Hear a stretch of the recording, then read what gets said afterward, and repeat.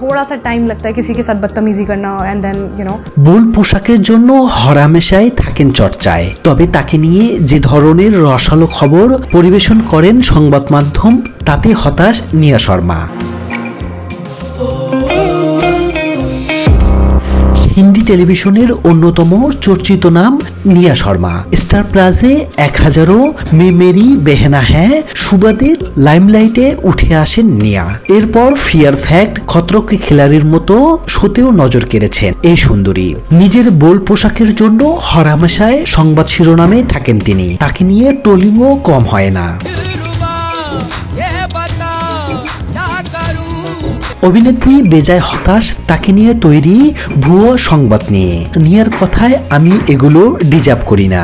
বছরের পর বছর ধরে আমাকে নিয়ে মিথ্যে খবর প্রচার করা হচ্ছে।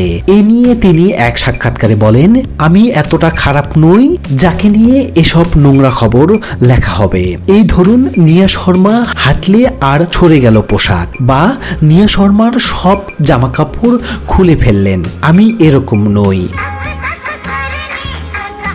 গুগলে তার নামে সার্চ করলে এ ধরনের খবর সামনে চলে আসে। হতাশ অভিনেত্রী জানান যে নিয়া শর্মাকে চেনে না। সে যদি নিয়া শর্মার নামে সার্চ করে তাহলে সে দেখবে শুধু আমার পোশাক বিভ্রান্ত সম্পর্কিত খবর।